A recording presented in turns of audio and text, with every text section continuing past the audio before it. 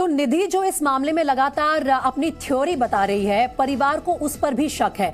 इस वक्त जो अपडेट आ रही है उसके मुताबिक अंजलि के परिवार का निधि पर बड़ा आरोप है कि निधि ने अंजलि को होटल में बुलाया था। ये दोनों 31 की नाइट को यानी कि 31 दिसंबर की रात को एक ओयो होटल में इन्होंने कमरा बुक कराया था। उसके वहां की भी सीसीटीवी फुटेज अवेलेबल है। तो अब परिवार का कहना है कि दरअसल वो निधि ही थी जिसने अंजलि को होटल में बुलाया था और निधि पर 302 की धारा भी लगवाई जाने की मांग कर रहा है परिवार, यानी कि मर्डर का केस दर्ज किया जाए निधि पर। निधि ने लड़कों को भी बुलाया था, ये कहना है अंजलि के परिवार का।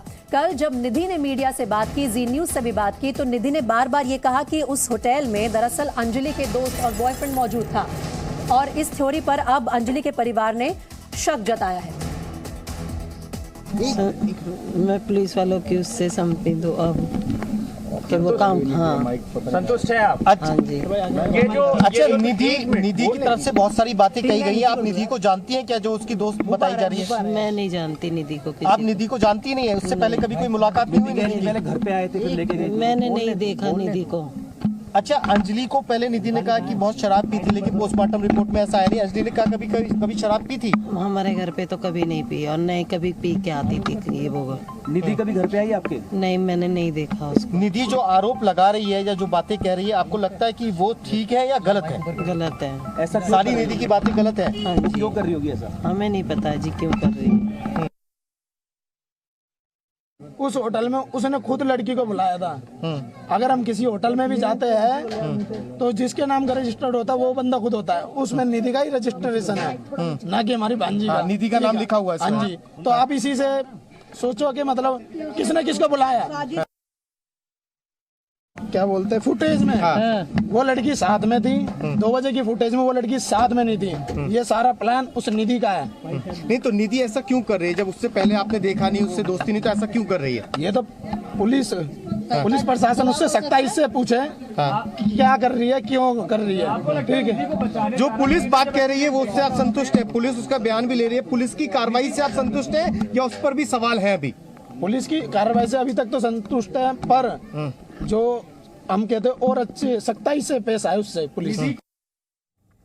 तो अंजलि की दोस्त निधि ने जो बयान दिया और जो नया सीसीटीवी फुटेज सामने आया उसमें काफी अंतर है। उससे जुड़े हुए कुछ सवाल हैं जो हम एक एक करके आपके सामने रखते हैं। दरअसल निधि का घर भी सुल्तानपुरी के सी ब्लॉक में है और ये लोकेशन हम आपको बता रहे हैं, सी ब्लॉक यहां पर है। इसके अलावा जहां पर एक्सीडेंट हुआ, हादसे वाली जगह सुल्तानपुरी का कृष्णा नगर है और कृष्णा विहार और सुल्तानपुरी के सी ब्लॉक की दूरी जो है वो 1 किलोमीटर की है। अब ये बताना इसलिए जरूरी है क्योंकि इस केस में एक बड़ा सवाल सामने आ रहा है। वो सवाल ये है कि पुलिस को हादसे का सही समय पता चल पाया है या नहीं। हादसा बताया गया है कि 2:05 पर हुआ, तो 1:37 पर अपने घर कैसे पहुंची निधि? हादसे से जुड़ी कोई जानकारी क्या वो छिपा रही है? पुलिस को हादसे का सही समय क्या अभी तक नहीं पता चल पाया है? हादसे के वक्त अंजलि के साथ क्या निधि थी या नहीं, ये भी अभी तक साफ नहीं हुआ है। क्या केस को जानबूझकर भटकाया जा रहा है? कोई तो है जो सही तथ्य, रियल फैक्ट्स एक्सीडेंट की नाइट के पुलिस के सामने नहीं रख रहा है। अगर निधि अपनी दोस्त अंजलि के साथ उस स्कूटी पर मौजूद थी तो उसने क्या सही जानकारी पुलिस से साझा की है? ये जो सीसीटीवी फुटेज आप देख रहे हैं ये निधि के घर की है, जहां पर दिखाया जा रहा है कि वो 1:37-38 पर अपने घर में दाखिल होती है, जबकि हादसे का समय बताया जा रहा है रात के 2 बजे के बाद का। क्या वो हादसे से पहले ही अपने घर लौट गई थी? जिस वक्त गाड़ी ने अंजलि की स्कूटी को टक्कर मारी उस वक्त क्या निधि उसके साथ थी या नहीं थी? और अगर थी तो फिर उसने अपनी सहेली को वहीं पर मरने के लिए क्यों छोड़ दिया? तुरंत पुलिस को इन्फॉर्म क्यों नहीं किया?